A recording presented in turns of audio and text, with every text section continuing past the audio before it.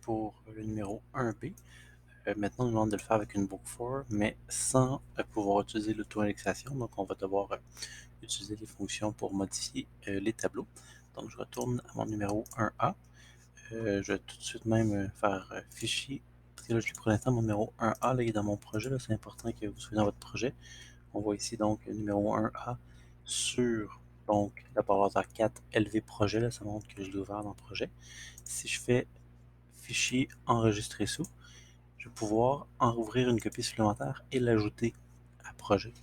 Donc, c'est ce qu'on va faire. Donc, il faut bien que tout ça soit cliqué et coché. Je fais continuer. Et là, dans mon dossier, donc, je vais pouvoir sauvegarder numéro 1B.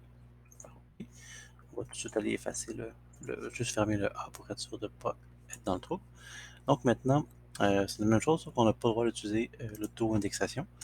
Donc, il y a plusieurs façons de le faire. La façon la plus simple, il y a plusieurs façons simples, mais une des façons les plus simples, ce serait d'utiliser la fonction construire un tableau.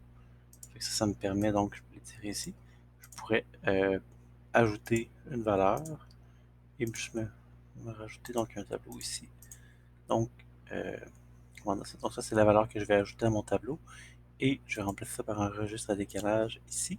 Juste me créer, clic droit, créer donc une constante. Donc si je pars d'un tableau vide qui est ici, j'envoie mon tableau vide initialement ici.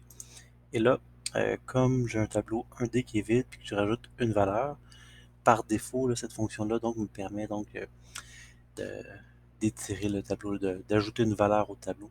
Si j'avais un tableau 1D, je pourrais créer un tableau 2D. Ça dépend. Cette fonction-là, comme elle est vraiment polymorphique, là, si je lui envoie donc une valeur numérique simple à un tableau 1D, elle va changer d'apparence. Je ne sais pas si vous avez remarqué, mais l'apparence initiale, c'était pas exactement ça. C'est quand j'ai envoyé un tableau, j'ai pris mon tableau en sortie tout de suite et j'ai pris un chat décalage, donc ça m'a permis euh, de, de me créer une constante tableau vide juste ici. Donc ça, c'est la façon la plus simple de le faire, mais selon moi. Si j'exécute ça ici, vous voyez, ça fonctionne et je n'ai pas utilisé l'auto-indexation. Il y a une autre façon aussi quand même assez simple de le faire. C'est des fonctions tableau où on peut insérer des valeurs dans un tableau. Fait que ça aussi, ça devrait fonctionner. Fait que je pourrais reprendre la constante tableau vide que j'ai ici.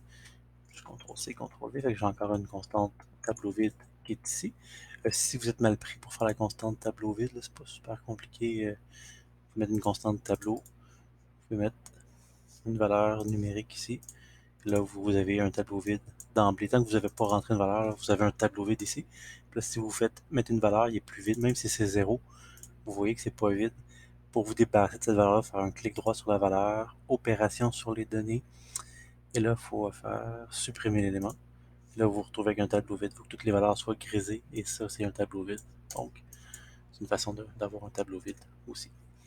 Et donc, j'envoie mon tableau vide en entrée. C'est important de l'avoir dans un registre de décalage. L'erreur est due au fait que, par défaut, la book for, quand c'est un tableau, ça fait un tunnel auto-indexé. Je vais juste faire un clic droit pour le remplacer par un registre de décalage, qui me permet donc de passer mon tableau d'une itération à l'autre de la boucle.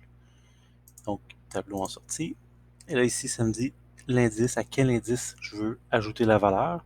Fait que donc, la première valeur, je veux que ce soit l'indice 0, la deuxième à l'indice 1. On va juste envoyer l'indice ici, le petit i, qui est notre indice. Donc, juste ici. Parce que cette fonction-là, si on regarde bien l'aide contextuelle, il faut dire l'indice où on veut avoir la valeur et la valeur juste en dessous, donc l'élément qu'on veut ajouter au tableau. Donc l'élément, c'est cette valeur-là. Donc, en gros, le petit i va nous sortir des nombres de 0 à 9 à chaque itération de la boucle. Donc, première itération, on va envoyer un 0 ici. Puis multiplié par 2, ça fait un 0 ici. Donc, l'élément à la valeur 0, la position, c'est l'indice 0. Deuxième itération de la boucle, on a un 1. Donc, l'élément à l'indice 1 qui est ici. Et la valeur de l'élément, c'est 1 fois 2. J'envoie 2 ici. Je vais juste envoyer mon tableau, créer un indicateur. Donc, j'ai un tableau 2 ici. Et on va voir que ça va faire exactement la même chose. On a fait les deux premières itérations en exemple. Et ensuite, la troisième itération, j'ai un 2. 2 fois 2, ça fait 4. À l'indice 2, donc, qui est juste ici. Puis si j'exécute ça, ça fonctionne aussi. Et il y a une troisième façon de faire ça. Je vais voir si j'ai du temps. Ouais, je ramasse le temps. Donc, on va retourner. Fermer Edge. On va juste retourner sur la view. Donc, il y a une autre façon de faire ça qui est un petit peu plus complexe, mais qui est quand même pas si pire. Donc, c'est là, je vais insérer dans un tableau. On peut remplacer aussi une portion d'un tableau. Donc, faire ça de cette façon-là. Sauf que là, si je remplace une portion, il faut que le tableau existe déjà. Je ne peux pas partir d'un tableau vide ici. Quand j'ajoutais des éléments, c'était correct parce que si j'ajoute l'élément, juste je pars d'un tableau vide, c'est parfait, j'ajoute l'élément à la première position. Et là, il faut que je remplace quelque chose. Je ne peux pas remplacer une portion de tableau qui n'existe pas. Fait que si j'utilise la fonction remplacer une portion d'un tableau, il faut que je crée mon tableau. Puis il y a une fonction justement qui s'appelle créer un tableau, donc initialiser un tableau, qui est parfait ici. Et initialiser un tableau, il faut que je lui dise donc la taille du tableau. Donc nous, on sait qu'on a un tableau avec 10 éléments, donc on va utiliser la taille de 10. Et il faut que je lui dise donc c'est quoi la valeur à mettre dans le tableau à initialiser. Donc je pourrais créer une constante, je vais mettre une constante 0 ici. Donc, ce qui va se passer ici, ça va me faire un tableau avec 10 valeurs de 0. Je vais me créer un indicateur juste pour vous montrer l'exemple, puis je vais l'enlever après.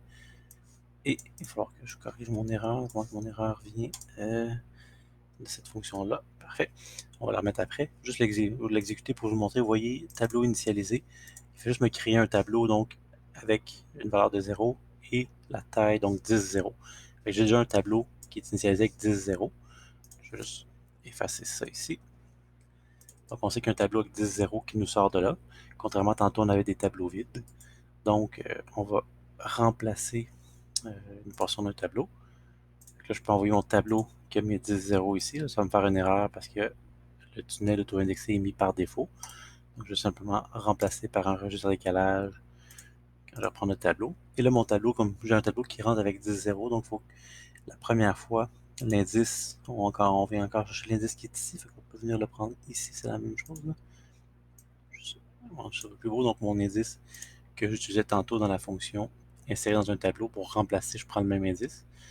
Et là, il faut juste que je lui donne le sous-élément du tableau, donc qui est cette valeur-là ici que j'ai envoyée tantôt ici. On voit que c'est la même chose que en termes de code, là, de fil d'éléments que je relie donc en entrée pour l'indice et pour le nouvel élément du tableau, c'est la même chose que je mets ici. C'est simplement que comme c'est remplacé au lieu d'insérer, il faut que le tableau existe, que l'élément existe déjà dans le tableau, sinon ça ne fonctionne pas. Donc, je vais vous montrer. Créer un indicateur, donc j'ai mon tableau 3 ici, qui devrait me donner exactement la même chose. Et on va l'étirer comme ça. On voit que ça fonctionne. Puis juste pour vous montrer que ça prenait vraiment cette partie-là, là, je vais briser mon fil ici. Oups. Parfait, juste le tasser. Puis là, on va faire comme si on avait créé, donc créer une constante d'un tableau vide. Donc je vais réessayer ce code-là, mais avec mon tableau vide initialement. Vous allez voir qu'il va rester vide ici. C'est simplement parce que comme il est vide, j'essaie de remplacer un élément qui n'existe pas. Fait que la view, il n'arrive pas à le faire. Puis il me laisse mon tableau vide ici. Fait que quand on utilise la fonction donc remplacer un élément, il faut vraiment avoir créé un tableau de la bonne taille avec des éléments bidons. Donc la fonction, juste un petit peu, donc la fonction initialiser un tableau sert dans ce cas-là. C'est vraiment les trois façons de faire pour utiliser un tunnel sans utiliser l'auto-indexation. Donc soit avec la fonction construire un tableau, soit avec la fonction insérer dans un tableau, ou soit avec la fonction donc remplacer une portion d'un tableau. Les trois fonctionnent. Sinon, remplacer une portion d'un tableau, il faut initialiser le tableau avant. Donc, peu importe la façon que vous choisissez de le faire, ça devrait fonctionner. Donc, une des trois ou les trois si vous voulez vous pratiquer.